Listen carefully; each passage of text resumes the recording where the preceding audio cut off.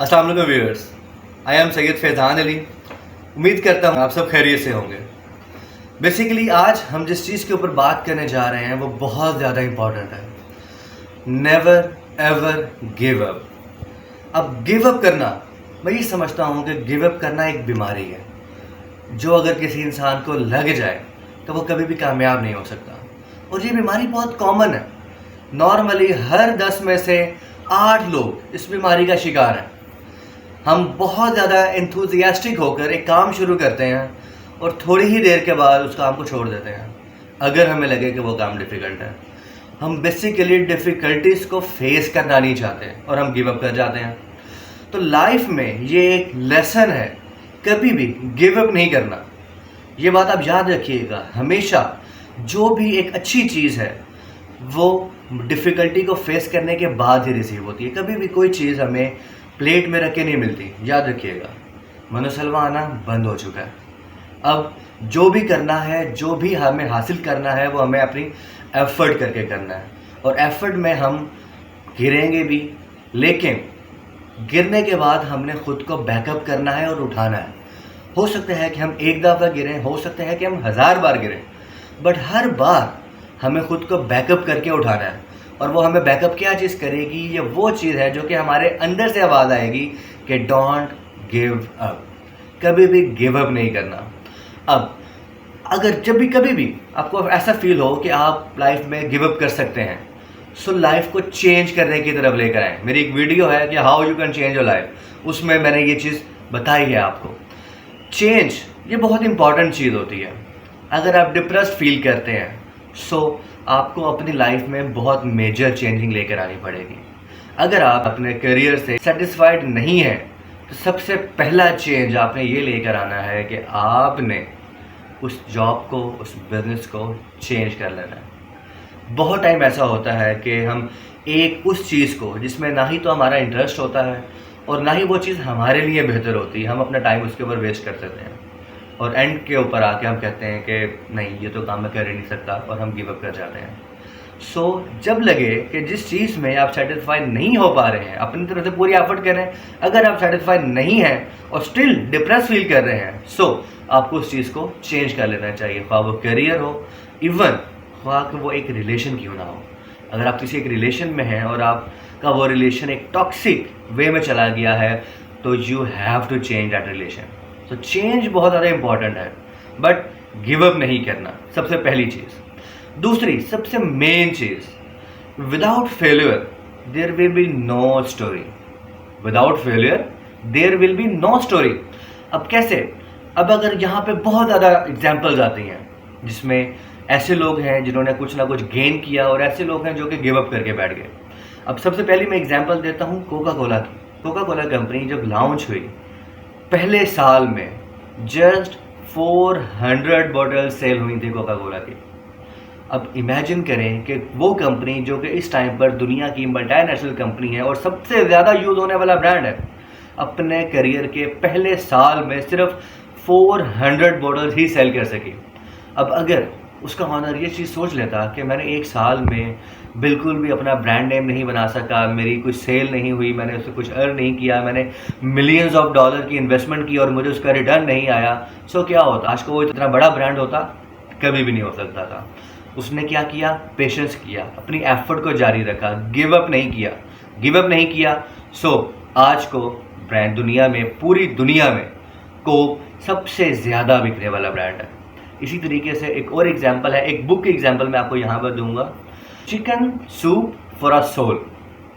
ये वो बुक है जिस बुक को 33 टाइम्स पब्लिशर्स ने डिनाई कर दिया था पब्लिश करने से। 34th टाइम एक पब्लिशर ने उसको एक्सेप्ट किया और उसके बाद से लेकर वो बुक 20 लैंग्वेजेस में 70 मिलियन कॉपीज उसकी सेल हुई ऑल ओवर द वर्ल्ड। एक बहुत बड़ा ब्रांड बन गई। इसको कभी सर्च कीजिएगा, आपको बहुत हेल्प रहेगी। आपकी जो फूड इंडस्ट्री के अंदर ये बुक बहुत ज़्यादा हेल्पफुल है। तो ये वो एग्जांपल्स हैं जिन्होंने कभी भी गिव अप नहीं किया। अगर उस बुक का राइटर 33 दफ़ा रिजेक्शन के बाद हार मान जाता, तो क्या आज को उसका इतना बड़ा नाम होता? क्या उसकी 70 मिलियन कॉपीज़ पूरी दुनिया में बिक पाती? कभी भी नहीं ऐसा होता। सो गिव अप कभी भी नहीं करना। अब गिव अप करने के एग्जाम्पल मैं आपको बताता हूँ। एक बहुत मज़े की स्टोरी है। मैंने जब पहली दफ़ा जब मैंने इस स्टोरी को पढ़ा तो उसने मुझे बहुत ज़्यादा इंस्पायर किया अंदर से। स्टोरी कुछ ऐसे है कि एक मोतबर शख्स किसी एक जगह से गुजर रहे थे। उन्होंने देखा कि एक घर के बाहर दो बड़े हाथी एक नॉर्मल सी रस्सी के साथ बांधे गए थे। उनको बड़ा अचंभा हुआ कि यार इतने भारी भरकम हाथियों को जस्ट एक नॉर्मल सी रस्सी के साथ बांध दिया, ये तो बिल्कुल एक दफ़ा में ही इस रस्सी को ब्रेक कर सकते हैं। तो उसको बड़ा अचंभा हुआ, हैरत हुई। उसने सोचा कि क्यों ना इनके मालिक से पूछा जाए। उसने दरवाज़ा नॉक किया, उसके मालिक से पूछा कि आपने इतने भारी भरकम हाथियों को इतनी नॉर्मल सी रस्सी के साथ क्यों बांध के रखा है? ये तो कभी भी इसको छुड़वा के भाग सकते हैं। तो क्या आपको डर नहीं लगता कि आपके दोनों हाथी भाग जाएंगे? उसने बड़ी दिलचस्प बात की। उसने बताया कि मैंने इन हाथियों को जब ये छोटे से थे तब से इनको पाला। अब जब वो छोटे थे तो उनको मैंने इसी रस्सी के साथ बांधा था। इन्होंने बहुत ज़्यादा कोशिश की, हाथ पांव मारे, लेकिन वो इस रस्सी को नहीं तुड़वा सके। वक्त गुजरता गया। एक टाइम पर आके उन्होंने एफर्ट करना ही छोड़ दी और अपने जहन में एक चीज़ बिठा ली कि मैं ये नहीं कर सकता। अब जैसे जैसे कि वो बड़े हुए, ग्रो किए, एक भारी भरकम हाथी बने, उस टाइम तक वो चाहते तो वो सिर्फ एक ही झटके में उस रोप को ब्रेक कर सकते थे। बट क्योंकि उनके माइंड में ही एक चीज़ बैठ चुकी थी कि मैं ये काम नहीं कर सकता, सो उन्होंने कभी अटेम्प्ट ही नहीं किया दोबारा। सो इस कहानी से हमें ये नसीहत मिलती है कि हमें कंसिस्टेंट होकर एफर्ट करते रहना चाहिए, कभी भी गिव अप नहीं करना चाहिए। लाइफ के किसी भी हिस्से में आप चले जाएं, आपकी लर्निंग कभी ख़त्म नहीं होती। जो आपके फेलियर्स हैं वो आपको सिखाते रहते हैं, और वो सीखते आप तभी हैं जब आप गिव अप नहीं करते। आप एक दफ़ा गिर गए, आपने उठना है, उठ के दोबारा से करना है। हमने बहुत दफ़ा एग्जांपल्स सुनी है सेल्स की, बल्कि एक बहुत मज़ेदार एग्जांपल है, knock the door every time. अब knock the door every time का मतलब क्या है? इसका मतलब ये नहीं है कि मैं एक ही दरवाजे को बार बार नॉक करता रहूं। ऑब्वियस बात है कि अगर उस दरवाजे के पार कोई नहीं है तो ऑब्वियस बात है कि वो दरवाज़ा मेरे लिए नहीं खुलेगा। अब knock the door every time का मतलब है कि मुझे एवरी टाइम डिफरेंट डोर्स को नॉक करते रहना है। अगर एक चीज़ में मुझे पता लग गया है कि इसके पीछे मेरे लिए कुछ भी नहीं है, सो मुझे अपना रास्ता बदलना है। एफर्ट नहीं छोड़नी, रास्ता बदलना है। वे ऑफ जो मेरा स्टाइल है उसको चेंज करना है। जब वो मैं चेंज करूँगा, अपना रास्ता बदलूँगा और किसी ऐसे वेंचर की तरफ जाऊँगा जहाँ से मुझे कुछ ना कुछ गेन होना हो, तो मैं ज़रूर वहाँ से कामयाब होऊंगा। सो जो इस चीज़ की में मुझे मोटिवेट करेगी चीज़, वो यही चीज़ है कि जो मुझे कहती है कि नेवर एवर गिव अप। अब तीसरी और सबसे important cheese, always be grateful. Always be grateful but never settle yourself.